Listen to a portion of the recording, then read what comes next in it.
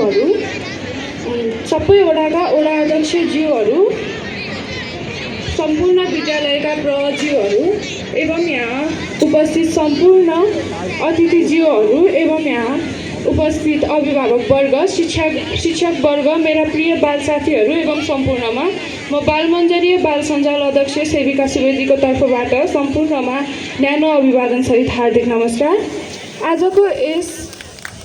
आजको यस महत्त्वपूर्ण तथा ऐतिहासिक अवसरमा बालमैत्री वडा घोषणा कार्यक्रममा उपस्थित भई कार्यक्रमको गरिमा बढाइदिनु भएकोमा यहाँ उपस्थित सम्पूर्ण महानुभावहरूलाई बाल सञ्जालको तर्फबाट हार्दिक स्वागत तथा सम्मान व्यक्त गर्दछु।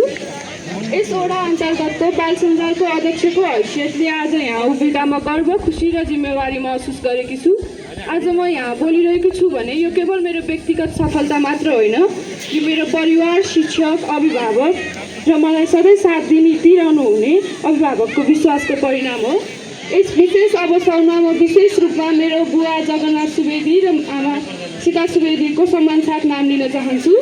समय व्यस्तताको कारणले मेरो बुवा यहाँ उपस्थित हुन सक्नु भएन, तर पनि मलाई सधैँ हौसला, मार्गदर्शन र साथ दिनुहुने मेरो अङ्कल कृष्ण तामाङ र मेरो मम्मी सीता सुवेदी यही कार्यक्रममा उपस्थित हुनुहुन्छ।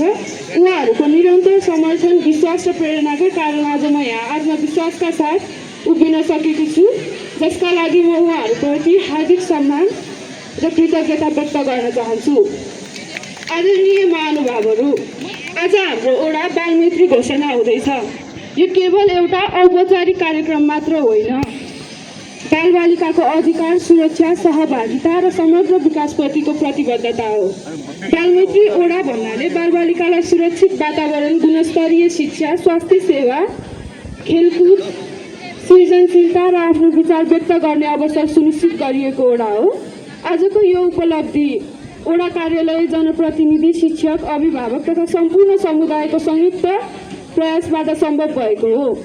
आज हामी गर्वका साथ भन्न सक्छौँ कि हाम्रो वडा नम्बर 9 बासङ विषय अन्तर्गतको 51वटा सूचक पुरा गरेर बालमैत्री वडा घोषणा हुँदैछ। आज केवल वडा नम्बर 9 मात्र बालमैत्री घोषणा हुँदै छैन, हाम्रो संयुक्त गोदावरी नगरपालिका नै बालमैत्री नगर घोषणा हुने यात्रामा छ।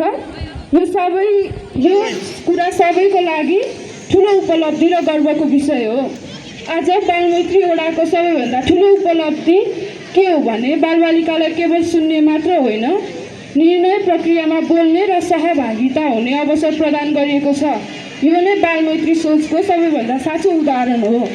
आज म एउटा बाल प्रतिनिधिको रूपमा यहाँ बोलिरहेकी छु, तर भोलि यही बालमैत्री वातावरणबाट डाक्टर, शिक्षक, कानुनविद, स्वास्थ्यकर्मी र देशको नेतृत्व गर्ने जिम्मेवार नागरिकहरू जन्मिनेछन्।